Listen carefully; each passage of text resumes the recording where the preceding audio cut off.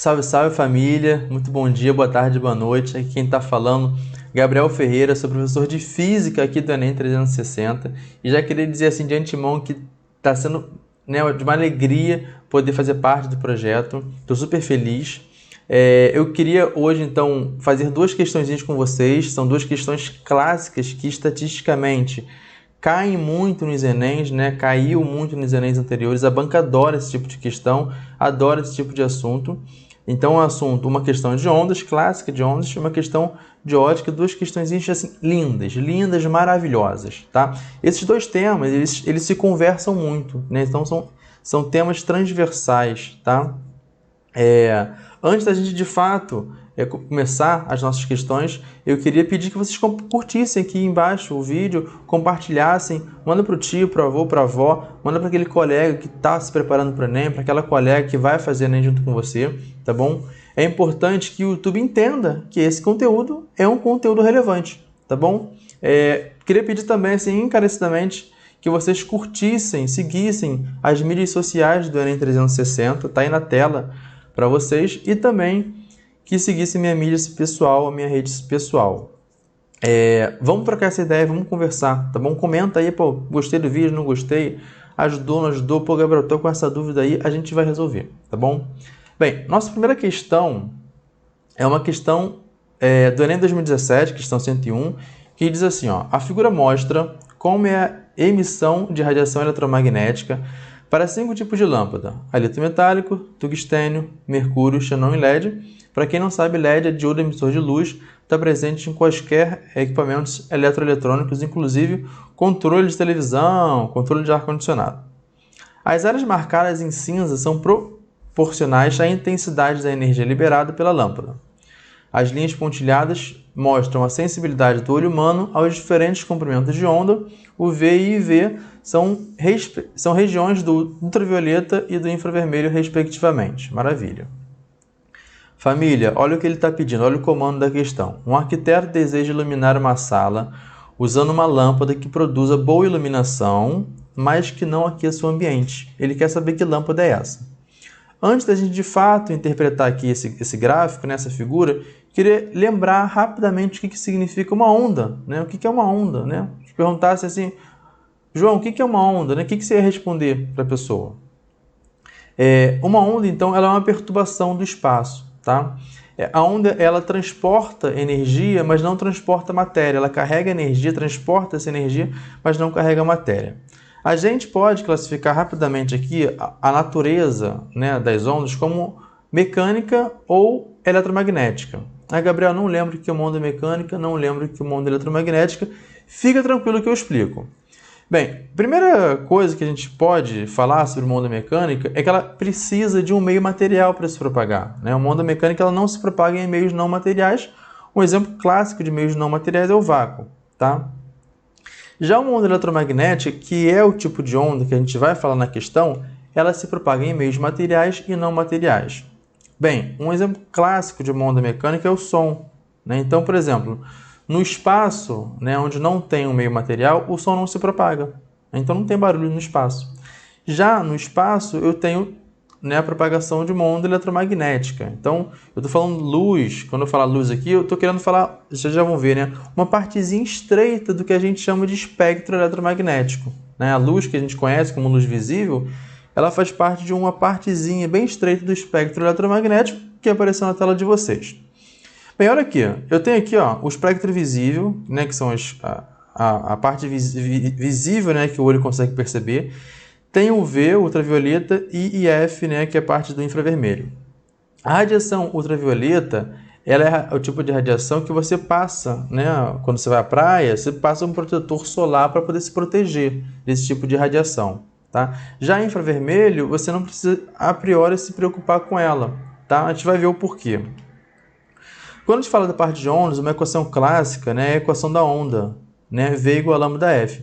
Esse V é a velocidade de propagação da onda no meio, o lambda é o comprimento de onda e o F é a frequência, tá?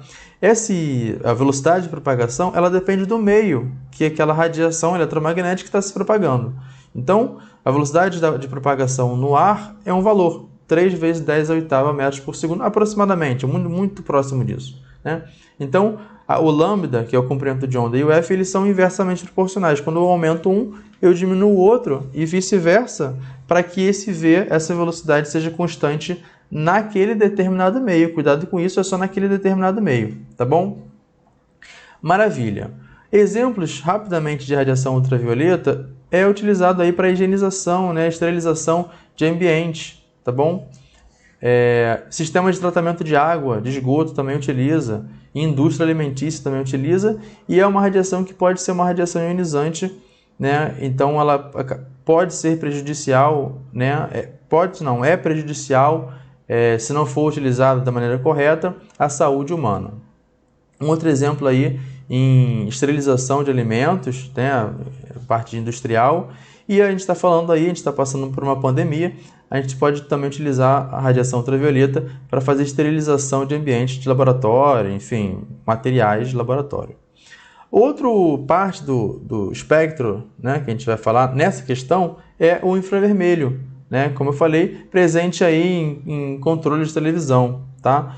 Ele acaba sendo uma radiação não ionizante, então não tem a capacidade de ionizar um átomo, e também é responsável pelas ondas de calor. Quando você vai à praia, você passa o protetor solar para se proteger do ultravioleta e, né, o calor que você sente é dado por essa parte do espectro eletromagnético, né, que a gente chama de infravermelho, tá? Um exemplo aí, aquelas câmeras térmicas, né, que agora está sendo muito utilizada para medir a temperatura corporal, o termômetro, né, por infravermelho, também bastante utilizado. E agora sim a gente pode ir para a nossa questão. Repara que ele deu aqui, ó, UV, visível e infravermelho. Ele quer saber qual que é a lâmpada que atende o melhor desejo do arquiteto, que é iluminar, olha aqui, ó, uma boa iluminação, mas que não aqueça o ambiente. A gente viu que o infravermelho é responsável pelas ondas de calor. Então, o que a gente está procurando aqui, dessas 5 lâmpadas, é uma região que, né, uma parte rachurada dessa questão, dessa lâmpada, desse gráfico, que seja né, pronunciada na região do visível e não seja pronunciada na região do infravermelho, porque a região do infravermelho é responsável por ondas de calor e aquece o ambiente. Bem, a gente pode tirar de cara a lâmpada de tungstênio, né? Porque essa parte rachurada em cinza, como ele fala aqui, é responsável pela emissão, né, dessas ondas, intensidade, proporcionais à intensidade da energia liberada. Então a lâmpada 5 aqui, ó, ela libera bastante energia na região do infravermelho, não serve para a gente, né?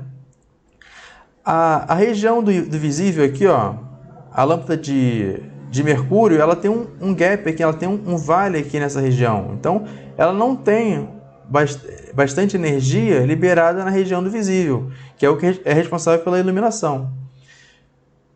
A dialelo metálico também. Então a gente pode eliminar tungstênio, porque a região de iluminação está fora da região do visível. A dialelo metálico e a de mercúrio também, porque ela, na região do visível, que é a região de interesse, tem pouca emissão de energia liberada. O que sobrou para a gente é a lâmpada de LED, né?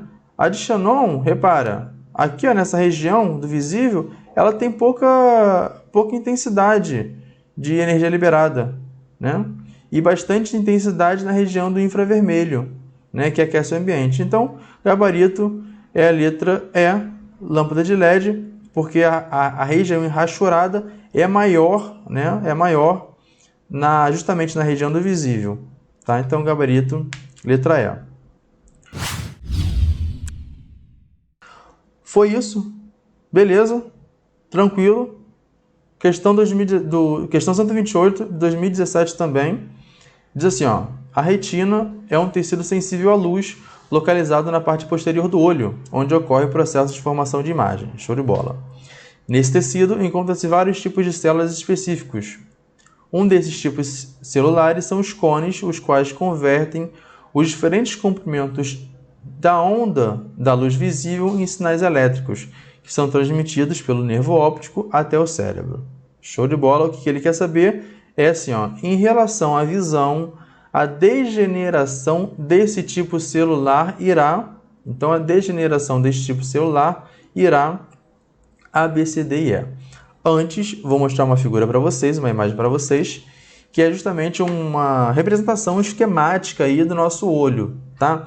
A gente tem aqui a córnea, a gente tem a íris, tem o cristalino, essa parte em roxo aqui é o que a gente chama de músculos ciliares, o nervo óptico fica no fundo do olho e aqui, ó, no fundo do olho é onde fica a retina, que é onde a imagem ela precisa ser formada, tá? Tem então a representação de um objeto, que é um pinheiro, e a imagem é formada aqui de cabeça para baixo. Algumas coisas importantes para a gente entender aqui é que a luz, quando passa de um meio para outro, ela passa pelo cristalino, o cristalino é responsável por convergir essa imagem no fundo do olho, tá bom? E aqui, ó, na questão ele quer justamente saber a degeneração desse tipo celular, nesse caso dos cones, né, que é responsável pela essa interpretação das cores, vai prejudicar o quê? Né? Qual que é o prejuízo?